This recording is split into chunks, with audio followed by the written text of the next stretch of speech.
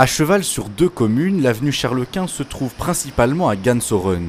Du côté de la basilique, l'artère est surtout commerçante, de nombreuses boutiques que les Gansorenois désertent. Je préfère aller dans les supermarchés qui sont tout près de chez moi, là, comme le Basilique par exemple. Et ici, de ce côté-ci, il y a des petits magasins où je peux me ravitailler de temps en temps, quoi. Non, c'est tous que des snacks et les petites épiceries, donc pas vraiment, on ne trouve pas. Je vais plutôt au Basilique. Elle a fort diminué l'avenue Charles-Quint comparée à des années.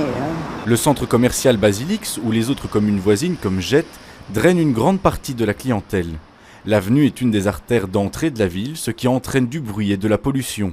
Elle connaît aussi un problème de propreté, un constat qui n'est pas neuf. Ça fait à peu près 20 ans que je suis ici avenue Charles-Quint et la situation a toujours été la même. C'est une avenue qui n'est pas très agréable, pas toujours très propre.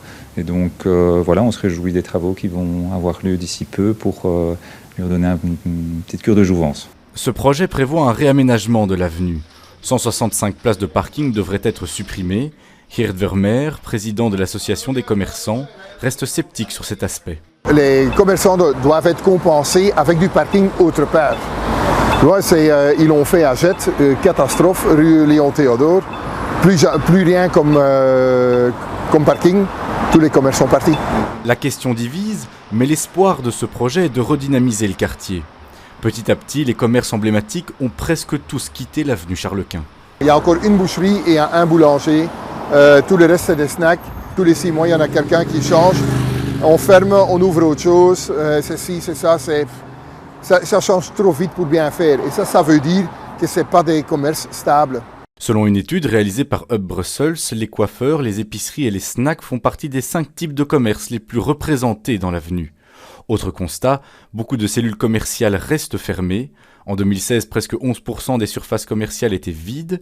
Ce chiffre monte à presque 17% en 2024. Le fait qu'il y ait des cellules vides, c'est aussi une opportunité pour des nouvelles personnes qui veulent s'installer dans le quartier.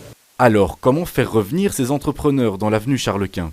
Déjà, c'est avoir une bonne information. Donc nous, ce qu'on fait, c'est qu'on récolte des informations sur les quartiers, notamment en termes de fréquentation piétonne, notamment en termes de mise commerciale. Donc c'est d'avoir une bonne connaissance du quartier. On peut avoir des cellules commerciales qui sont un peu moins chères que dans d'autres quartiers. Ça peut aider aussi à se lancer. Il faut vraiment des gens qui sont dans le métier, qui savent donner la créativité de nouveau et essayer de mettre ça ensemble.